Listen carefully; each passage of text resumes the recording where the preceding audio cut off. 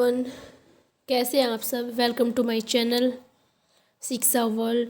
आज मैं आपको मेडिवल इंडियन हिस्ट्री मध्यकालीन भारतीय इतिहास का टॉपिक करवाने जा रही हूँ। ठीक है, इसमें कौन कौन से टॉपिक है, मैं 20 से लेकर 25 दिन तक आपको सारी मेडिवल इंडियन हिस्ट्री करवा दूंगी। जो भी हमारा कम्पिटिटिव एग्जाम में आता है सब कुछ, चाहे वो हरियाणा का कम्पिटिटिव एग्ज़ाम हो चाहे वो सेंटर का हो। ठीक है, तो अभी शुरू करते हैं। टॉपिक कौन कौन से है। पहला है भारत पर विदेशी आक्रमण, फिर दिल्ली सल्तनत 1206 से 1526। इसमें जितने भी वंश आते हैं 5 वंश, फिर विजयनगर साम्राज्य और बहमनी साम्राज्य, फिर धार्मिक आंदोलन, फिर मुगल वंश, सूर्यवंश, मराठा वंश, शिवाजी के उत्तराधिकारी, 18वीं शताब्दी के स्वतंत्र राज्य, सिख धर्म गुरु और उनके कार्य। आप चाहे तो इसका स्क्रीनशॉट ले सकते हैं। मैं लगातार ये सीरीज आपको रोज़ करवाऊंगी, रोज़ एक वीडियो में डालूंगी और पूरी मेडिवल हिस्ट्री कंप्लीट करवा दूंगी। मेरे चैनल पे पूरी मेडिवल हिस्ट्री आपको कंप्लीट मिलेगी। स्क्रीनशॉट ले लीजिए। शुरू करने से पहले मेरे चैनल को लाइक शेयर और सब्सक्राइब करें, बेल आइकन को दबाएं ताकि मैं जो भी नोटिफिकेशन डालूं आप तक जल्द से जल्द पहुंच जाए। चलिए फ्रेंड, शुरू करते हैं। ये है मध्यकालीन भारत। मोहम्मद बिन कासिम भारत पर आक्रमण करने वाला प्रथम अरब मुस्लिम था। कौन था ये प्रथम अरब मुस्लिम, ये भी क्वेश्चन पूछा जाता है। 1712 ईस्वी में उसने सिंध व मुल्तान को जीत लिया। उस समय सिंध का राजा दाहिर था। ये राजा दाहिर मोस्ट इम्पोर्टेंट राजा है, इसको ध्यान में रखें। भारत का प्रथम तुर्क आक्रमण 986 ईस्वी में गजनी के शासनकाल में हुआ था। किसके शासनकाल में हुआ था? गजनी के में। अब है मोहम्मद गजनवी, मतलब जो मोहम्मद गजनवी वो पहला क्या था? तुर्क था, पहला तुर्क। और जो मोहम्मद बिन कासिम था वो क्या था? अरब मुसलमान। और गजनवी क्या था? तुर्क मुसलमान। तो यहाँ से ही हमारी हिस्ट्री स्टार्ट होती है। गजनवी सुबुक्तगीत का पुत्र था और अपने पिता की मृत्यु के बाद 1997 ईस्वी में वह गजनवी, जो कहाँ पर है? अफगानिस्तान में है, सिंहासन पर बैठा। जब ये सिंहासन पर बैठा था गजनवी तो ये 27 वर्ष का था, महज 27 वर्ष का था। महमूद गजनवी ने भारत पर 101 ईस्वी से लेकर 1001 ईस्वी से 1027 ईस्वी के बीच 17 बार आक्रमण किया था। ये पूछा जाता है भाई कि वो राजा बताओ जिसने 17 बार भारत पर आक्रमण किया था। उसने पंजाब के हिंदू शाही वंश के शासक जयपाल को वह हिंद की प्रथम लड़ाई 1001 ईस्वी में क्या कर दिया था? पराजित कर दिया था। मैं केवल आपको वो लड़ाइयाँ बताऊंगी जो मोस्ट इम्पोर्टेंट थी 1001 से लेकर 1027 ईस्वी के बीच।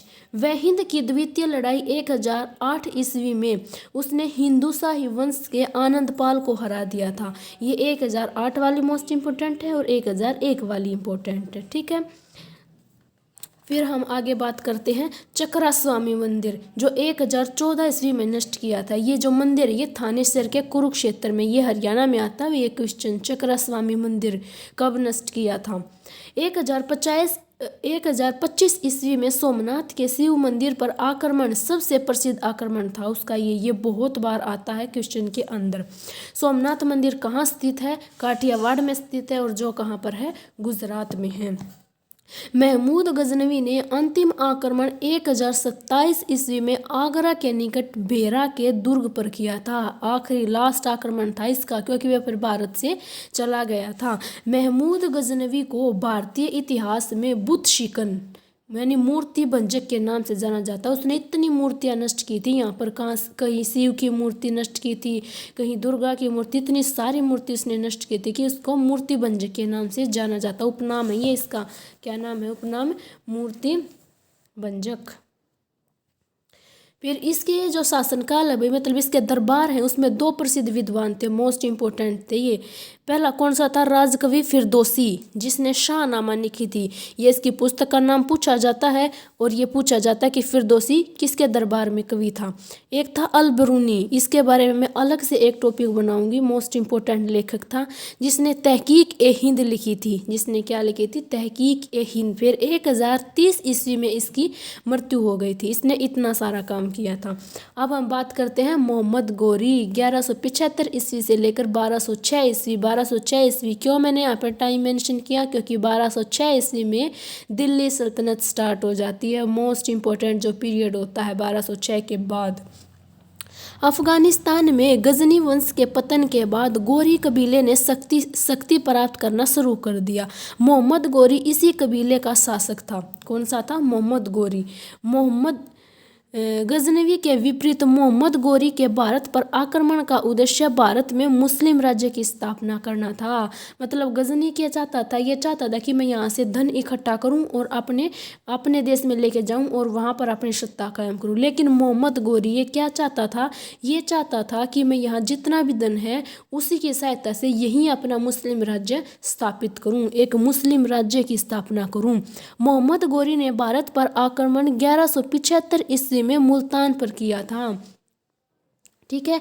1178 ईस्वी में गुजरात आक्रमण के समय वहां के शासक भीम द्वितीय, जिसको मूलराज भी कहा जाता है, ने गोरी को बंदी बना लिया था। लेकिन बाद में उसने उसको क्या कर दिया था? छोड़ दिया था। क्यों? क्योंकि उस समय गोरी की ताकत इतनी ज़्यादा मशहूर नहीं थी, थोड़ी सी लिमिट सेना थी इसके पास, इसीलिए इसको बंदी बना लिया गया था। ठीक है। इस समय के दौरान दिल्ली पर चौहान वंश के पृथ्वीराज चौहान तृतीय, ये नाम मोस्ट इम्पोर्टेंट है भाई, पृथ्वीराज चौहान तृतीय का शासन था, क्योंकि इसी के साथ 2 युद्ध हुए थे मोहम्मद गोरी के। मोहम्मद गोरी और पृथ्वीराज चौहान के बीच लड़ाइयाँ हुई थी, जो मोस्ट इम्पोर्टेंट हर बार पूछी जाती है। जो तराइन का प्रथम युद्ध 1191 ईस्वी में, ये सन भी याद रखना है। इसमें गोरी पराजित हुआ था और पृथ्वीराज चौहान की विजय हुई थी। क्यों? क्योंकि गोरी को यहीं के राजा ने क्या दिया था, इसके बारे में सारी खबर दी थी, इसीलिए वो जीत गया था। फिर क्या है? तराइन का द्वितीय युद्ध 1192 ईस्वी में, जिसमें पृथ्वीराज की पराजय हुआ और गोरी जीता था। क्या हुआ था भाई?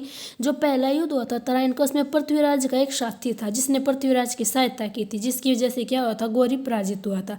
लेकिन अब क्या हो गया था? जो इसका साथी था उसने गोरी का साथ देना शुरू कर दिया। इसकी जितनी भी इंपॉर्टेंट बातें थी सभी गोरी को बता दी, गोरी को आमंत्रित कर लिया, जिसके कारण क्या हो गया था? अब पृथ्वीराज चौहान हार गया था। तराइन के द्वितीय युद्ध के बाद मोहम्मद गोरी ने दिल्ली और अजमेर पर कब्जा कर लिया था, क्योंकि दिल्ली उस समय क्या होती थी? बिल्कुल भारत की जान होती थी दिल्ली, यहीं से सिंहासन किया जाता था। तो उस पर मोहम्मद गोरी ने क्या कर लिया? कब्जा कर लिया। भारत में मुस्लिम साम्राज्य की नींव डाली। गोरी को ही भारत में मुस्लिम साम्राज्य का संस्थापक माना जाता है, असली संस्थापक, यानी यहाँ से मुस्लिम साम्राज्य की स्थापना शुरू हुई थी गोरी के समय से ही। 1194 ईस्वी में चंदावर के युद्ध में मोहम्मद गोरी ने कन्नौज के राजा जयचंद को हराया था। ठीक है, ये जयचंद था भाई मोस्ट इम्पोर्टेंट, जिसने क्या की थी? पृथ्वीराज चौहान की जिसने मदद की थी, ये जयचंद था। बाद में इसको भी हरा के निकल लिया गोरी। मोहम्मद गोरी के सेनापति बख्तियार खिलजी, ये नाम बहुत बार पूछा जाता है, बख्तियार खिलजी। आगे भी इसका खिलजी वंश में इसका जिक्र होगा, क्योंकि ये मोस्ट इंपोर्टेंट है। मोहम्मद गोरी के सेनापति बख्तियार खिलजी ने पूर्वी भारत को विजित कर लिया, यानी इस पर विजय प्राप्त कर ली और नालंदा और विक्रमशिला विश्वविद्यालयों को नष्ट कर दिया, क्योंकि वो चाहता था कि इन विश्वविद्यालयों को नष्ट करके मैं अपनी शिक्षा दूँ, मैं मुसलमानों की शिक्षा दूँ। इसीलिए 1206 ईस्वी में गोरी कुतुबुद्दीन ऐबक को भारत का नेतृत्व सौंपकर वापस अपने प्रांत की ओर लौट गया। रास्ते में कुछ विद्रोहियों ने अचानक हमला कर उसकी हत्या कर दी थी। तो इतना ही था भाई हमारा मोहम्मद गोरी। फिर 1206, अगर हम 1206 की बात करें तो ये मोस्ट इम्पोर्टेंट है, क्योंकि यहाँ से क्या स्टार्ट होने जा रहा है? यहाँ से स्टार्ट होने जा रहा है दिल्ली सल्तनत। ये मैं आपको कल करवाऊंगी दिल्ली सल्तनत में गुलाम वंश। कल मैं आपको दिल्ली सल्तनत में गुलाम वंश कवर करवा दूंगी। ठीक है, तो बिल्कुल बने रहे मेरे साथ, एक एक इम्पोर्टेंट क्वेश्चन मैं आपको बिल्कुल बारीकी से, और अगर कोई डाउट हो तो कमेंट में ज़रूर बताना।